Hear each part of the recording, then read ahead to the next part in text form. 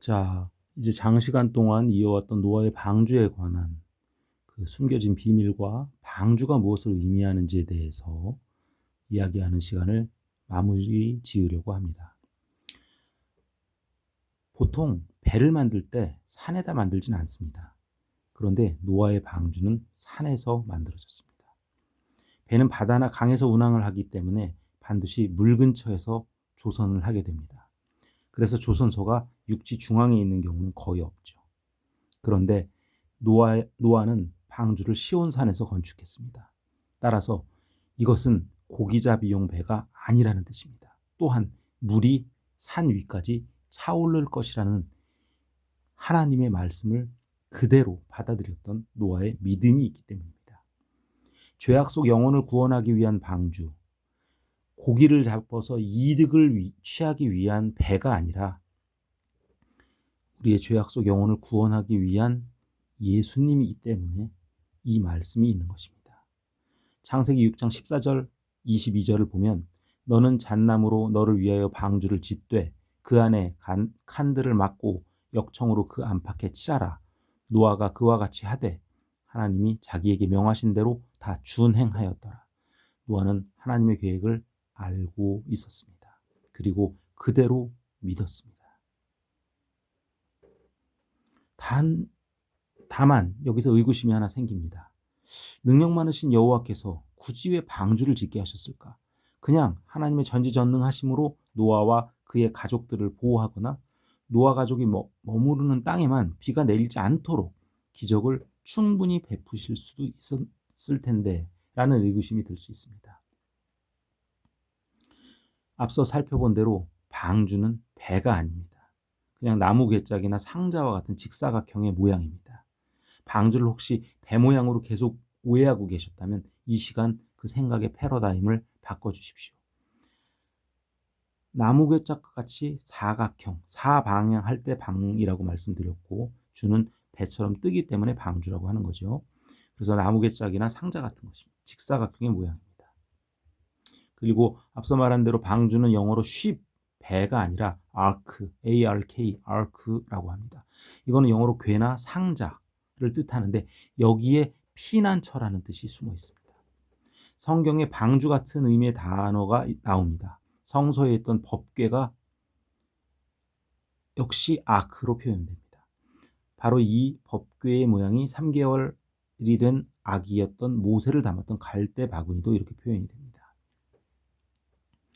출애굽기 26장 33절에서 34절까지 또 너는 그 휘장을 걸쇠들 밑에 달고 증언궤를 거기로 휘장 안에 들여놓을지니 그 휘장이 너희를 위해 성소와 지성소를 나누리라. 너는 지성소에 있는 증언궤를 위에 긍휼의 자리를 두고 증언궤라는 말이 처음 나옵니다.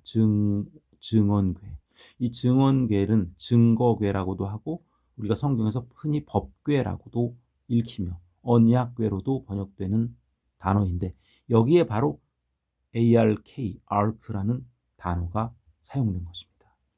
따라서 방주는 한 세대에서 구원을 받아 다음 세대로 넘어가는 사람들을 담는 기구를 말합니다. 심판을 피하도록 하는 구원의 상자를 상징하는 것이죠.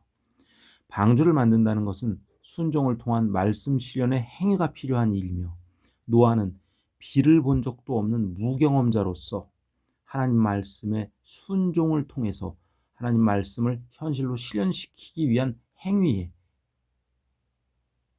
필요에 의해서 나타난 자입니다. 믿음 그대로, 노아의 믿음 그대로 방주를 만들었습니다. 하나님의 말씀 명령 그대로 방주를 만들었습니다. 여기에도 영적 교훈이 있습니다. 히브리서 7장 11절에 보시면 믿음으로 노아는 아직 보지 못하는 일에 경고하심을 받아 경외함으로 방주를 예비하여 그 집을 구원하였느니. 자, 믿음으로 노아는 아직 보지 못하는 일에 경고하심을 받아. 노아는 물을 본 적이 없습니다. 그리고 그렇게 큰 홍수가 날 거라는 걸 상상조차 하지 못했습니다. 그 상태에서 하나님의 명령을 받아 120년간 방주를 만들었던 것입니다. 우리가 여기서 배울 수 있는 교훈은 단순히 주일날 설교를 듣고 고개를 끄덕이는 것으로 구원받지 못한다는 것입니다. 순종이 동반된 행함이 있는 믿음, 순종이 동반된 행함이 있는 믿음만이 구원을 받게 된다는 것이죠. 따라서 기독교 교리 중에서 하나님 믿으면, 예수 믿으면 천국 가요 라는 말은 반쪽짜리 전도가 될 수도 있습니다. 행함 없는 믿음은 구원을 완성시키지 못합니다. 구원을 이루어가라라고 말씀하신 하나님의 말씀에도 위배되는 것이 예수 믿기만 하면, 영적 기도 받기만 하면 구원을 받습니다라는 거짓 선동이 될 수 있습니다. 노아가 방주를 만든 것이 영적인 의미로 순종을 상징하는 것입니다. 행함의 순종만이 구원의 이름을 우리에게 계시하고 계시는 것입니다. 순종의 참 의미는 누가 명령한 것을 아무 생각 없이 따르는 것이 아니라, 누군가가 나에게 지시한 것을 묵묵히 그냥 따라가는 것이 아닙니다. 순종의 참 의미는 보이지 않음에도, 내가 본 경험이 없음에도, 그게 무엇인지 몰라도, 때로는 내 의견과 정반대여도, 내가 알고 있는 지식과 완전히 상반된 것이라도 오직 주님의 말씀을 따르는 것, 바로 창세기의 노아와 같은 그러한 순수한 순종을 바로 하나님께서 우리에게 이 시간, 오늘날에도 원하고 계신다는 것입니다. 마지막으로 야고보서 2장 14절을 봉독하고 장시간 진행되었던 노아의 방주에 대한 말씀을 마무리하도록 하겠습니다.